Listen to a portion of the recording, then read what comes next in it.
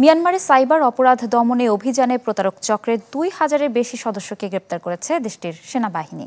জব্দ করা হয়েছে স্টারলিংকের ৩০টি স্যাটেলাইট ইন্টারনেট টার্মিনাল। যেসব সাইবার কেন্দ্রে অভিযান চালানো হয়েছে এর মধ্যে ২৫০-র বেশি ভবন অনিবন্ধিত। অনলাইনে রোমান্সের ফাঁদ বা ভুয়া বিনিয়োগ প্রস্তাবের মাধ্যমে বহুদিন থেকে সাধারণ মানুষের অর্থ হাতিয়ে নিচ্ছে প্রতারক চক্রগুলো।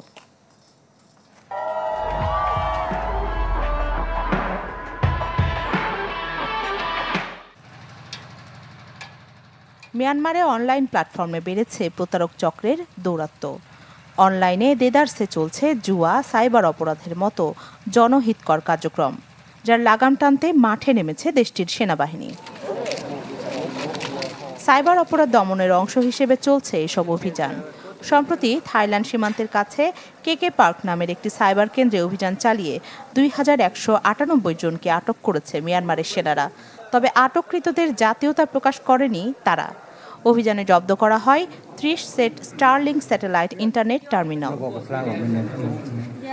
সামরিক সরকারের মুখপাত্র মেজর জেনারেল জাও মিন তুনের অভিযোগ, কেকে পার্কের প্রতারণার সাথে জড়িত আছে বিদ্রোহী গোষ্ঠী কারেন ন্যাশনাল ইউনিয়নের শীর্ষ নেতারা।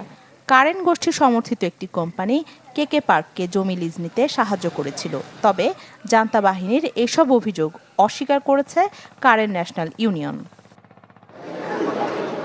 সেপ্টেম্বর থেকেই দেশটির বিভিন্ন এলাকায় অভিযান চালাচ্ছে মিয়ানমারের সেনাবাহিনী। স্থানীয় গণমাধ্যম মায়ানমা আলিনে প্রকাশিত খবরের তথ্য মতে, যেসব সাইবার কেন্দ্রে অভিযান চালানো হয়েছে এর মধ্যে ২৫০-র বেশি ভবন অনিবন্ধিত। গত ৫ বছরে দক্ষিণ পূর্ব এশিয়া জুড়ে ব্যাঙের ছাতার মতো ছড়িয়ে পড়েছে সাইবার অপরাধ কেন্দ্রগুলো। শুধু থাই মিয়ানমার সীমান্ত এলাকায় প্রতারণামূলক কর্মকাণ্ডে জড়িয়ে পড়েছে ১ লাখ মানুষ।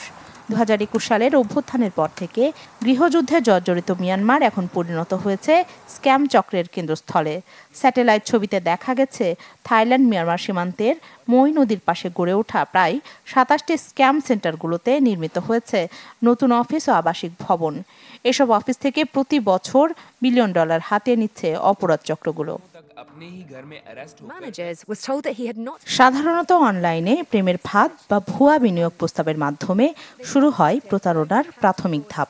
এছাড়া বিদেশি নাগরিকদের চাকরির প্রলোভন দেখিয়ে জোর করে অবৈধ অনলাইন অপরাধে বাধ্য করছে প্রতারক চক্রের সাথে জড়িতরা।